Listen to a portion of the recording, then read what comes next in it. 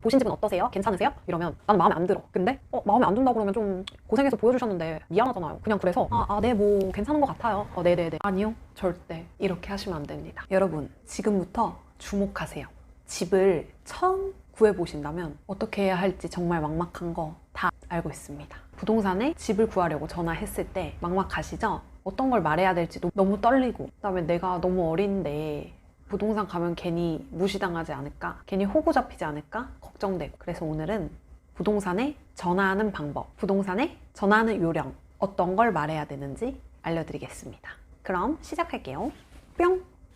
일단 방문하기 전 첫 번째입니다. 전화로 내가 찾는 매물이 있나 확인을 해야 해요. 근데 너무 떨린 거예요. 말을 잘 못하겠고. 그런 분도 있어요. 충분히 이해하고 무엇이든 간에 처음은 어려운 거니까 이해합니다. 그래서 저희 요즘 얼마나 핸드폰이 잘 되어 있어요. 요즘 중개사들도 문자, 카톡 다 합니다. 일단 인터넷에 내가 원하는 지역에 부동산을 검색을 하게 되면 요즘 얼마나 중개업소가 많아요. 엄청 많이 나와요. 그러면 그 부동산들 전화번호를 저장을 해요. 요즘은 010 번호도 나와요. 그래서 그 010 번호를 전화를 한 다음에 문자나 카톡으로 내가 원하는 조건을 말해줍니다. 안녕하세요, 사장님. 제가 홍대 입구역 근처에 원룸을 구하는데요. 원룸은 1000에 50에서 60 정도 관리비 포함 보고요. 입주는 이달 말에 할 예정입니다. 이렇게 문자를 보내고 기다리면 부동산들에서 물건을 찾은 다음에 그 분이 원하는 조건의 물건이 있다면 연락을 줄 거예요. 그러니까 만약에 전화가 어렵다면 문자나 카톡으로 보내자. 물론 내가 계속 부동산마다 전화해서 똑같은 말 하고 힘들잖아요. 그러니까 단체 문자나 단체 카톡 그런 걸로 보내도 됩니다. 그러면 중개업소 사장님들도 보고 물건이 있으면 연락을 해줄 거예요. 두 번째, 옛날에는 그냥 부동산 찾아가요.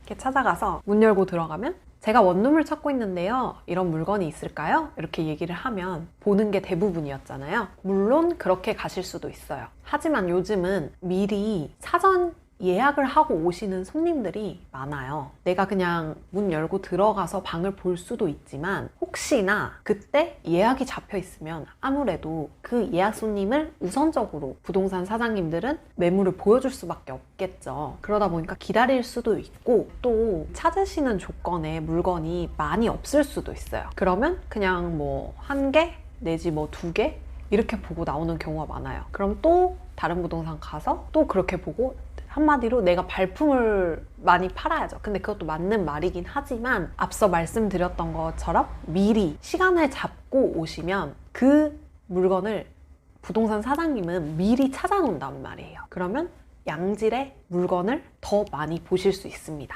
그럼 이렇게 저희가 전화를 해서 조건을 말하고 물건이 있다 해서 전화가 와서 방문 예약을 잡고 부동산에 갔어요. 세 번째입니다. 구체적인 조건을 얘기하기. 뭐 부동산 가서 호구되지 않는 법? 막 이래가지고 찾아보면 나의 정확한 예산을 말하지 말라. 이런 글들이 너무 많더라고요. 구체적으로 얘기를 해주지 않으면 부동산 사장님은 투시 능력이 있는 게 아니란 말이에요. 몰라요. 본인 예산이 어떻고 본인이 찾는 게 어떻고 어떤 걸 우선순위에 두고 있는지 모른단 말이에요. 근데 얘기를 안 해요.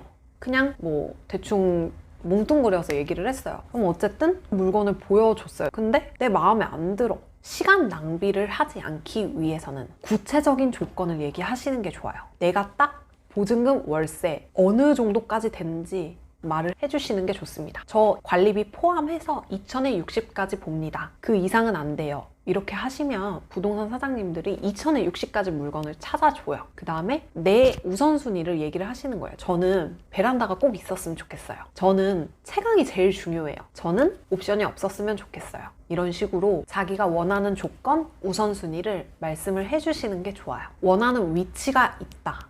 그러면 딱 얘기를 해주시는 것도 좋고요. 그래서 집을 구할 때는 구체적일수록 좋다. 그래야 나도 시간 낭비 안 하고 내가 원하는 집만 골라서 볼 수 있는 거고, 사실 마음에 안 드는 집을 굳이 볼 필요 없잖아요. 집을 많이 보면 많이 볼수록 좋은 매물이 생긴다? 물론 그럴 수도 있죠. 하지만 좋은 매물은 금방 나갑니다. 우리 모두 보는 눈이 똑같아요. 근데 내가 봤을 때 이 집 좋았어. 너무 좋았는데 그래도 뭐 집 하나 봐서 계약하면 안 되지. 여러 개 봐야지.